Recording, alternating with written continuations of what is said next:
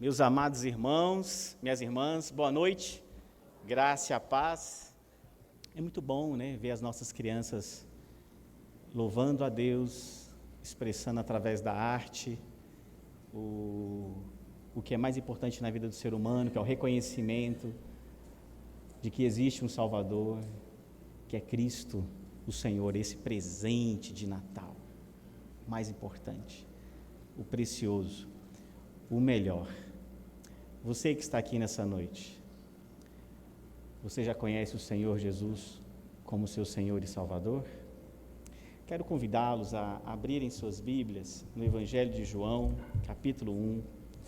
Evangelho de João, capítulo 1. Essa mensagem é para você que é membro dessa igreja, é para você que não é membro dessa igreja, mas já caminha na fé também há algum tempo, ou pouco ou muito.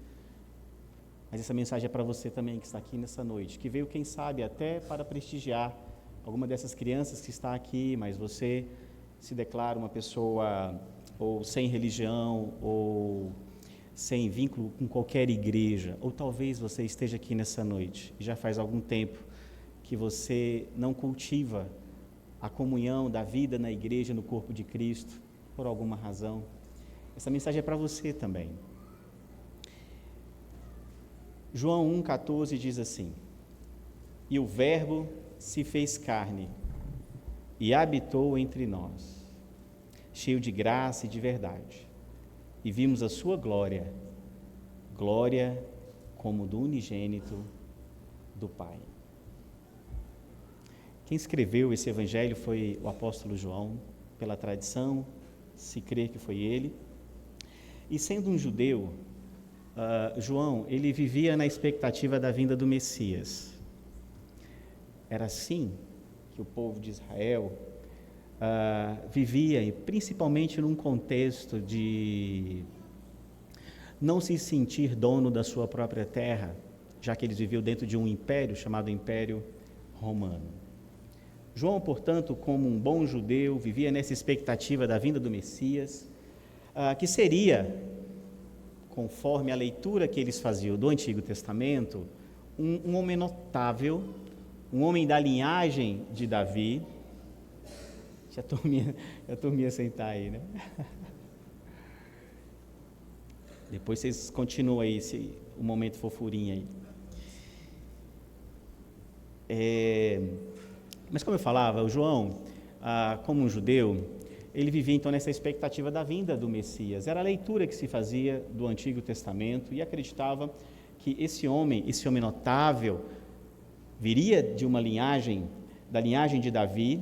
Ele seria capacitado por Deus para estabelecer um reino de justiça e paz.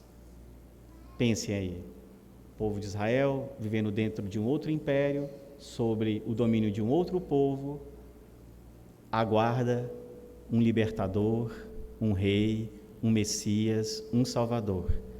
Esse homem extraordinário, que viria, portanto, para reinar com seu povo e estabelecer esse reino, como eu disse, de justiça e de paz.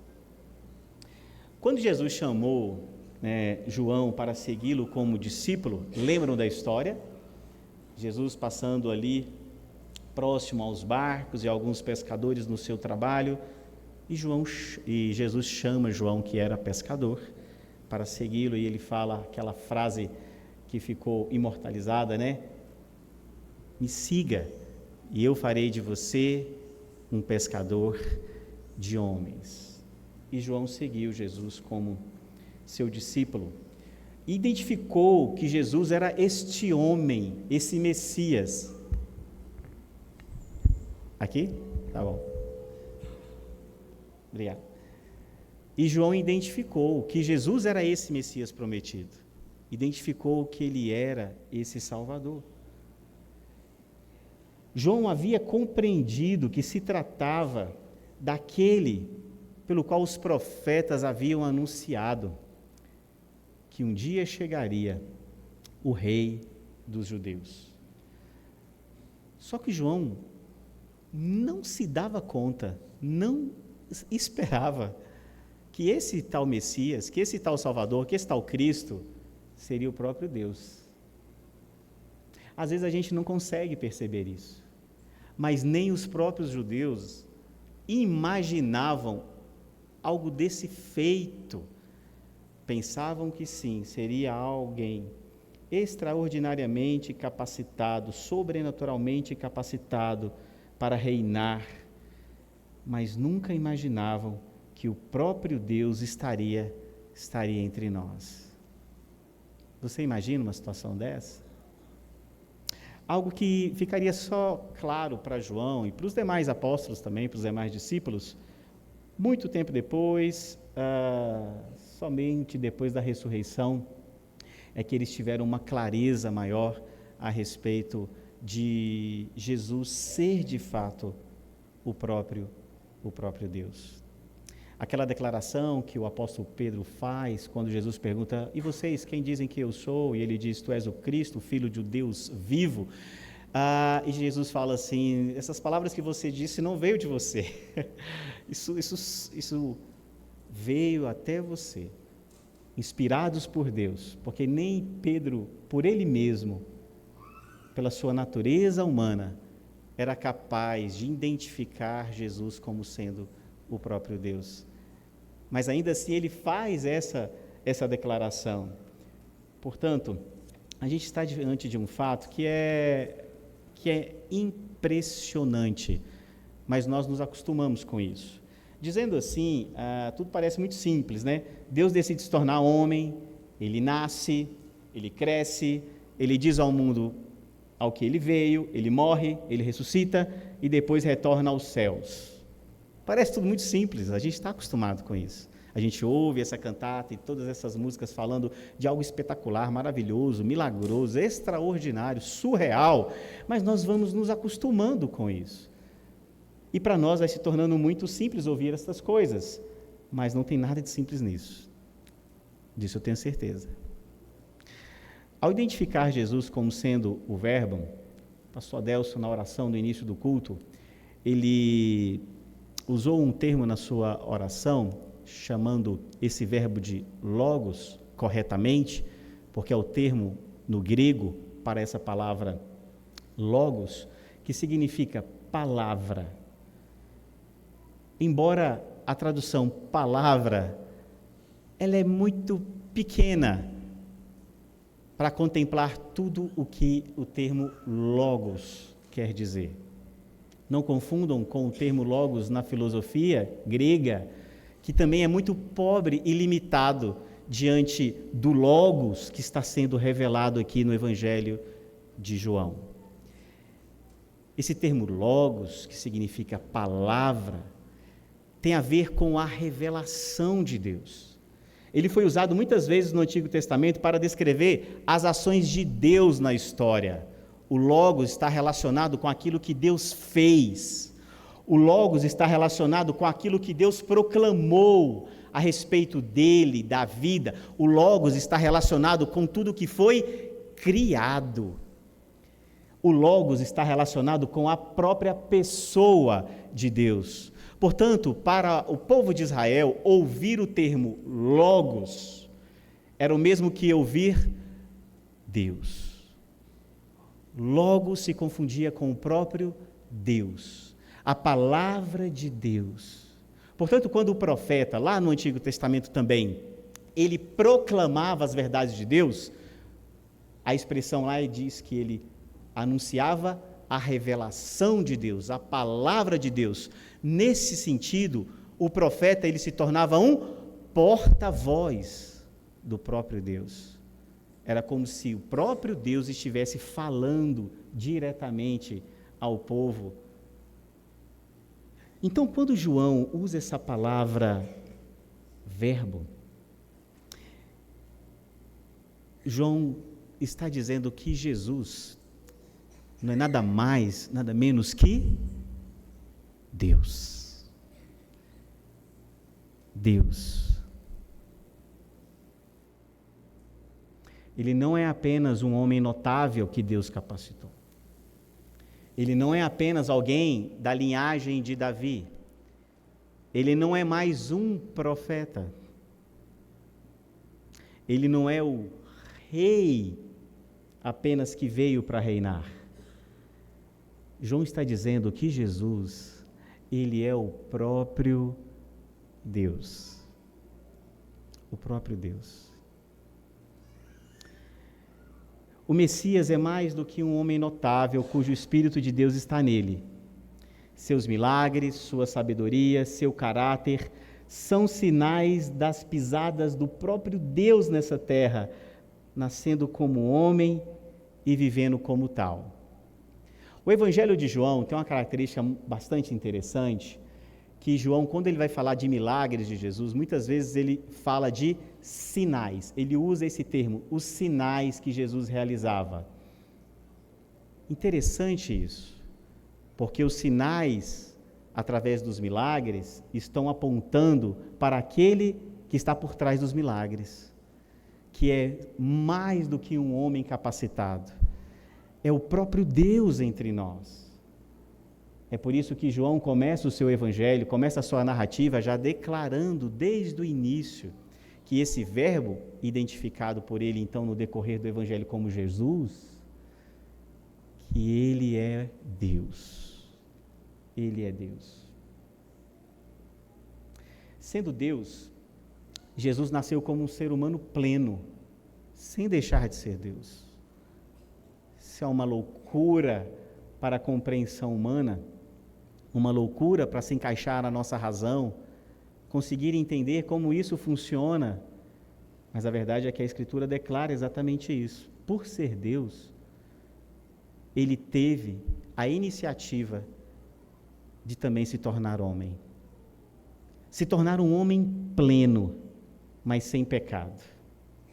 E João podia dizer, como está declarado na primeira carta dele, capítulo 1, verso 1, que ele não apenas ouviu falar desse homem, mas ele ouviu a voz dele. Ele caminhou com ele, as mãos dele apalparam esse homem, tocaram esse homem. 1 João 1,1 diz assim: o que era desde o princípio, o que temos ouvido, o que temos visto com os nossos próprios olhos, o que contemplamos e as nossas mãos apalparam com respeito ao verbo da vida. E a vida se manifestou, e nós a temos visto, e dela damos testemunho, e vô-la anunciamos, a vida eterna, a qual estava com o Pai, e nos foi manifestada. João não tem menor dúvida, ao escrever essas palavras, e já estava no finalzinho da sua vida, de que Jesus, de fato, era o próprio Deus. Meus amados, por que eu falei que isso é realmente extraordinário? Porque de fato é. Os povos antigos, e nas religiões antigas, não se concebia a ideia de que os deuses se misturassem com os homens. Havia uma distância, havia uma separação, porque os deuses não se dariam ao desprazer, segundo muitas religiões antigas, de se misturar com seres inferiores. E quando a gente vai para a história de Israel, a gente vê que com o povo de Israel, o povo que Deus escolheu, essa ideia ela já é quebrada. No Antigo Testamento, a ideia da presença de Deus, embora fosse cercada de temor e zelo, o povo de Israel aprendeu que Deus quer estar perto, que Deus não quer estar longe. Na própria criação, depois de tudo ter sido feito, Deus aparece a Adão, Deus conversa com ele, Deus tem comunhão com ele. O povo de Israel aprendeu desde o início que Deus sempre quis se revelar, que Deus sempre quis aparecer, que Deus sempre quis ter comunhão com o homem. Mas ainda, no Antigo Testamento, toda essa presença, esse desejo pela presença de Deus era marcado com um certo temor, um certo até medo e um zelo quando se falava a respeito da presença de Deus. Eles queriam Deus perto, mas sabiam que apenas a sombra da sua glória já era demais pesada de suportar. Há inúmeros exemplos no Antigo Testamento. Vou citar um caso de Moisés, quando Deus chama a atenção de Moisés pela presença dele, conversando com Moisés em uma árvore incandescente, em chamas. E quando Moisés se aproxima, fica impressionado com aquilo, Deus diz: Moisés, tire as sandálias dos teus pés, porque o lugar que você está é santo. Então toda essa ideia da imagem, da presença de Deus sempre foi cercada pelo povo do Antigo Testamento, pelo povo judeu, pela nação de Israel, com um desejo grande por essa presença, mas ao mesmo tempo com um medo enorme de se queimarem com essa presença, de serem exterminados com essa presença. Vocês compreendem? Eles queriam Deus perto, mas ao mesmo tempo temiam a glória de Deus. Mesmo assim, Deus foi propício ao povo que ele escolheu. Ele ordenou que se construíssem estruturas físicas, disse a dimensão, tamanho, cor, maneira como aquilo deveria ser erguido. Deus estabeleceu um sistema cerimonial rigorosíssimo, onde sua presença era evidenciada por sinais poderosos. No tabernáculo, quando o povo de Israel estava lá ainda no deserto, na nuvem sobre o tabernáculo, revelando a presença de Deus. Ou a nuvem enchendo o templo, ao final da sua construção, e Salomão consagrando o templo, o local aonde o próprio Salomão disse que Deus habitaria eternamente. Além disso, Deus vai manifestar a sua presença, se comunicando, se revelando, se mostrando ao seu povo, através dos sonhos, visões, milagres, revelações pelos profetas, os sacrifícios contínuos dos sacerdotes. Eu não poderia deixar de citar também, Deus revela a sua palavra, revela a sua vontade, a sua presença, através também da lei. Era tudo o que o povo poderia conhecer da presença de Deus. Era isso. Mas o povo já se sentia muito especial, porque nenhum outro povo tinha esse privilégio de ter algum tipo de relação com os deuses. Mas o Deus único e verdadeiro decidiu fazer presença, fazer morada, ter comunhão com o seu povo.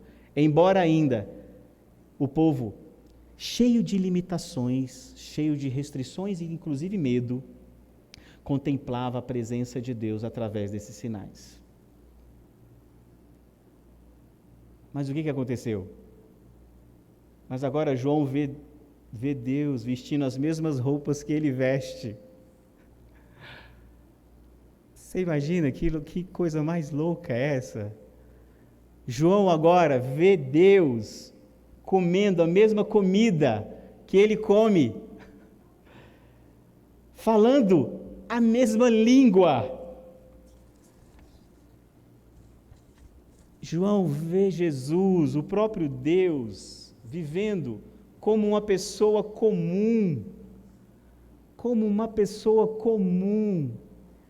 Veja a forma como Jesus nasceu.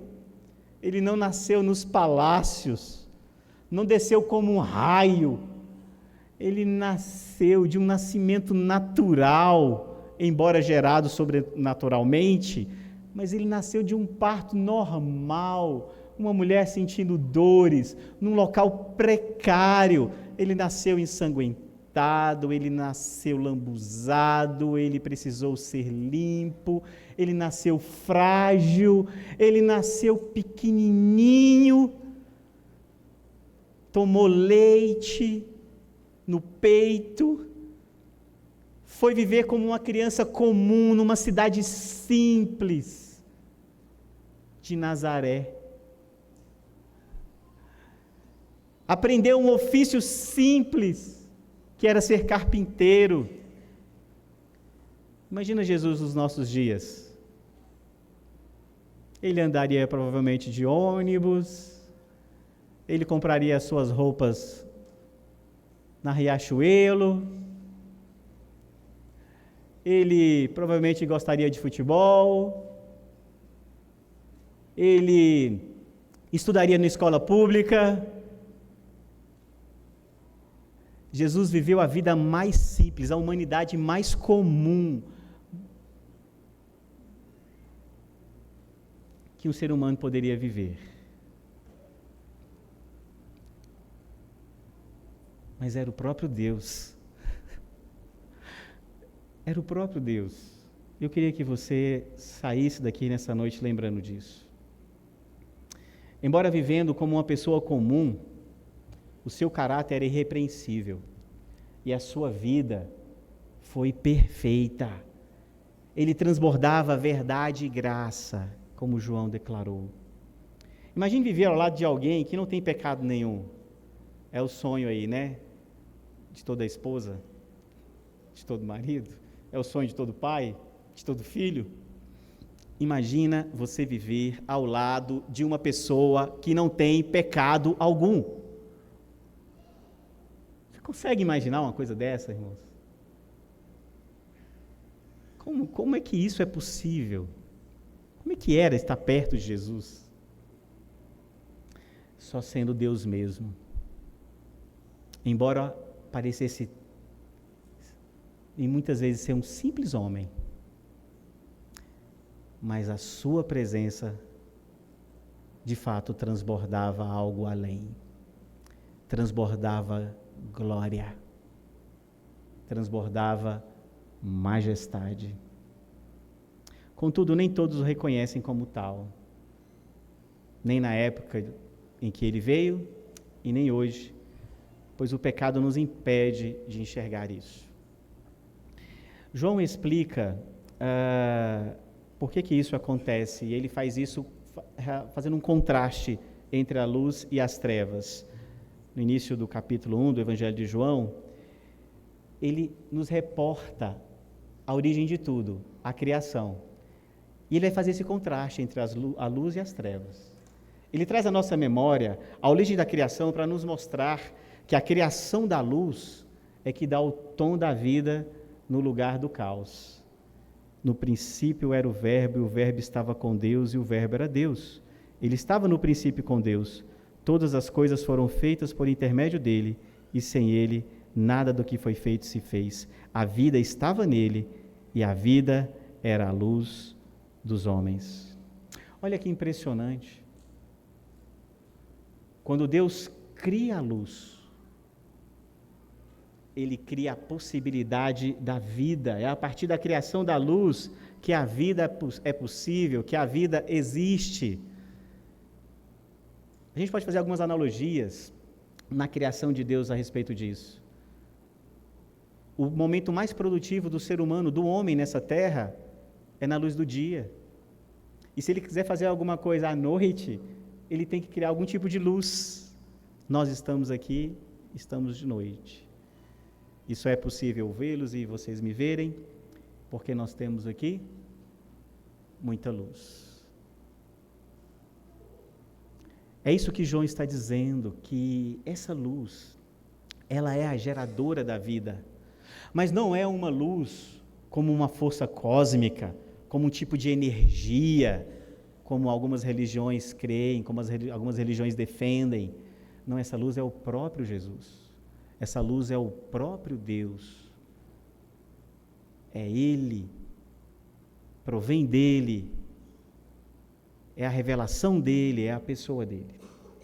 João também nos mostra que a luz sempre vai resplandecer sobre as trevas.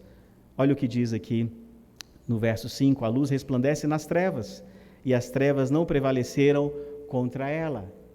Aquela ideia também algumas religiões defendem, de que o mundo é um equilíbrio entre forças das trevas e as forças da luz. Isso não está correto.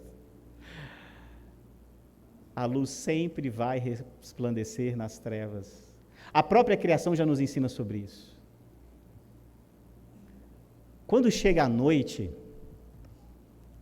não é que as trevas ofuscaram o sol, é simplesmente que o sol está agora em uma posição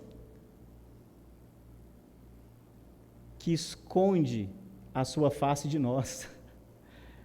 mas quando a terra faz o seu giro, a luz resplandece nas trevas. Se você entra em um quarto escuro e você acende a lâmpada, vai continuar escuro ou vai ficar aceso? Vai acender. Um simples fósforo já é capaz de mostrar que a luz prevalece sobre as trevas. A própria criação, a própria observação prática das coisas simples entre luz e trevas na nossa vida revelam algo que não é simplesmente natural, mas também nos ensina uma verdade espiritual. O homem é incapaz de ver a glória de Deus, de reconhecer sua presença e de adorá-lo corretamente sem ter seu coração iluminado. João fala sobre isso. Ele veio no mundo, ele estava no mundo, o mundo foi feito por ele, mas o mundo não o conheceu. Ele veio para o que era seu, e está falando dos judeus, e os seus não o receberam.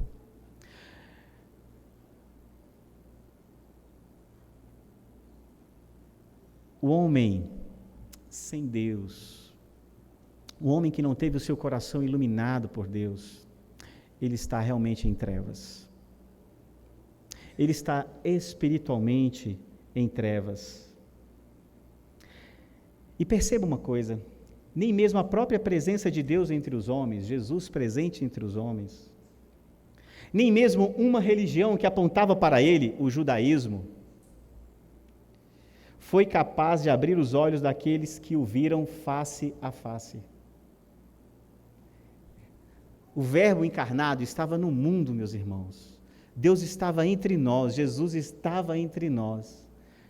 Nem isso, e nem toda a tradição judaica, todos os sinais do Antigo Testamento que apontavam para ele, foram capazes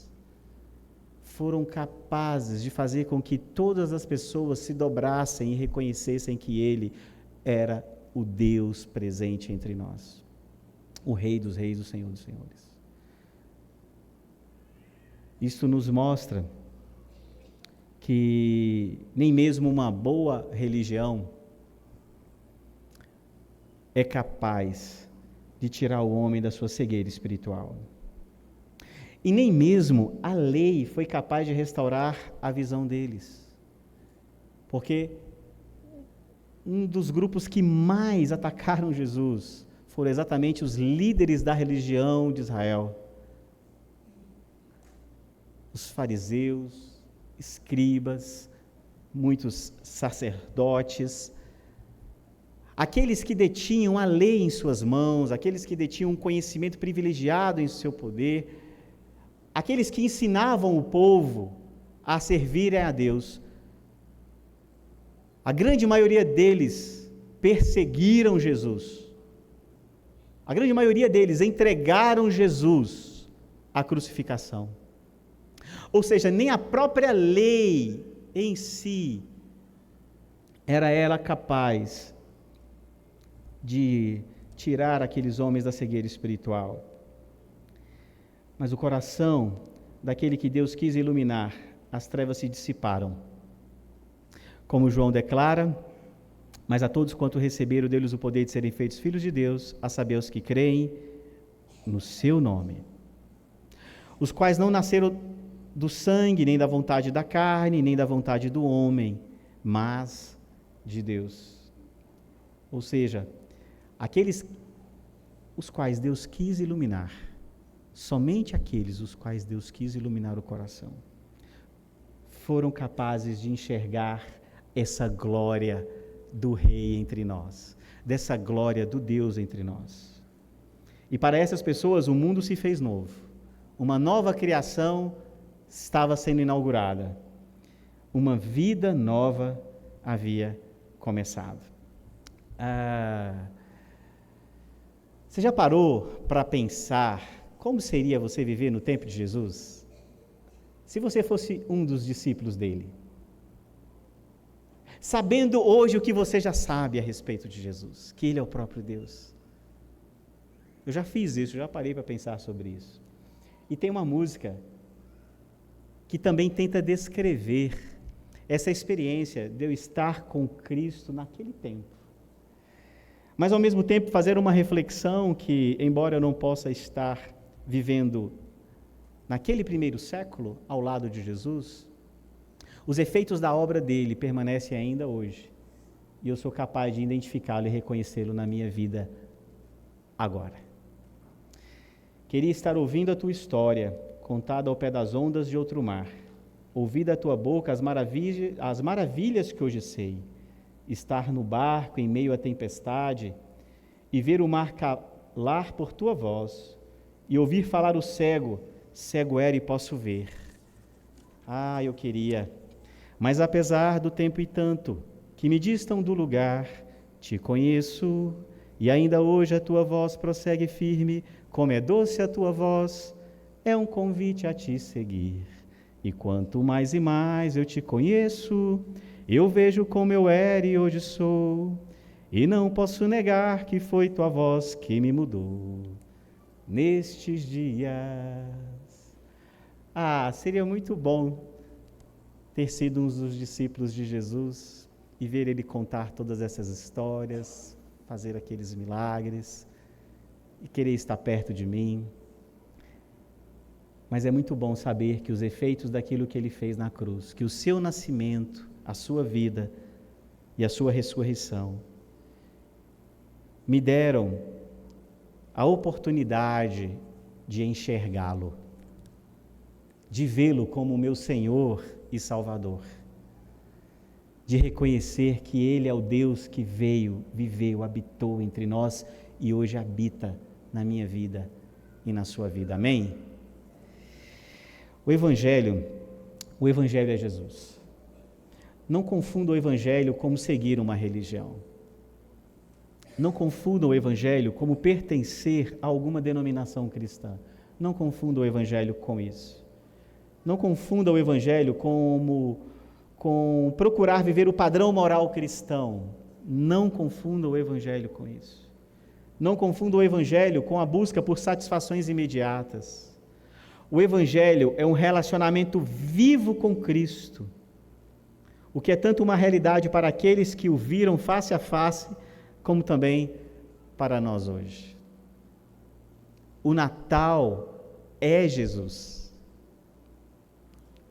O Natal não é o presente legal que você vai usar aí ao longo do ano. O Natal não é a ceia gostosa entre a família. O Natal só faz sentido por causa daquele que veio e viveu entre nós, Jesus. Estava lá em Pirenópolis outro dia e nós fomos ver um presépio de Natal ao lado de uma igreja, lá da igreja matriz, e me chamou a atenção, porque na hora que a gente chegou no presépio, estava faltando quem? Estava faltando o bebê Jesus. Falei, roubaram o bebê Jesus. Cadê o bebê? Natal sem Jesus não é Natal. Não é Natal. O Evangelho é Ele, é um relacionamento vivo com Ele. Mas também não subestime o Evangelho, não se deixe levar pela incredulidade da vida moderna. A história do Natal não é uma história de criança, não é uma fábula, não é uma brincadeira. É uma história verdadeira. Por mais louca que pareça, sabe? Por mais assim, até absurda que pareça a compreensão e a razão humana, essa história é real. Você não precisa acrescentar nada ou suprimir nada dessa história para convencer alguém a aceitar Jesus. Você não precisa suavizar o Evangelho, você não precisa inventar algo e acrescentar ao Evangelho. A loucura da pregação do Evangelho de Deus, se fazendo homem, é poderosa no coração daquele que crê, sabe? Seja ele um homem de negócios ou um simples operário, seja ele um intelectual ou um analfabeto, seja ele de família cristã ou um espírita, seja ele quem for. Aonde Deus quiser brilhar essa luz, Ele vai brilhar. Por isso, continue orando por aqueles seus familiares que ainda estão em trevas. Invista a sua vida a pregar o Evangelho àqueles que o cercam. o que eu e você devemos fazer é simplesmente isso: pregar essa loucura que nós acabamos de ouvir aqui na cantata, pregar essa loucura que eu acabei de falar aqui para vocês, porque essa loucura é real. Isso não é uma ilusão. E o coração de quem Deus quiser mudar, Ele vai mudar. Simplesmente pregue essa mensagem por onde você for. Talvez você seja uma dessas pessoas que gostam no final do ano de fazer aquelas listas de prioridade para o ano seguinte. Pois bem, eu tenho uma prioridade para você, para mim também. Coloque como uma das prioridades da sua vida que você vai pregar o Evangelho aonde você estiver. Seja para quem for. Você vai pregar essa história louca, mas poderosa, extraordinária, revolucionária para aqueles que creem. Amém? Vamos orar? Senhor, nós te damos graça nessa noite, porque, embora nós estejamos vivendo muitos anos depois do dia em que o Senhor Jesus nasceu, nós cremos que tudo aquilo que a Tua Palavra revela sobre a forma como o Senhor veio é real. Nós cremos na revelação da Tua Palavra. Nós cremos que o Senhor veio e nasceu como homem, sem pecado, que o Senhor viveu como um de nós, de modo irrepreensível, que o Senhor assumiu a nossa culpa, morreu por nós, ressuscitou, está assentado à destra de Deus Pai Todo-Poderoso. Cremos que o Senhor enviou o Teu Santo Espírito e que habita em nós, e que habita na Tua igreja, e que nos conduz em santidade. Cremos que isto é real, e somos a própria testemunha nas nossas vidas de que a boa obra que o Senhor começou lá no passado, ela atingiu a nós aqui no tempo presente. Nós podemos sim, Senhor, reconhecer que o milagre do Natal aconteceu na nossa vida, porque o Senhor transformou o nosso coração, o Senhor abriu os nossos olhos para a verdade, e é por isso que nós te damos glória, rendemos toda a glória, toda a honra e todo o louvor ao Senhor, porque o Verbo se fez carne e habitou entre nós, cheio de graça e de verdade, e vimos e temos visto a glória do nosso Senhor Jesus, do nosso Senhor, do Filho unigênito do Pai. Amém.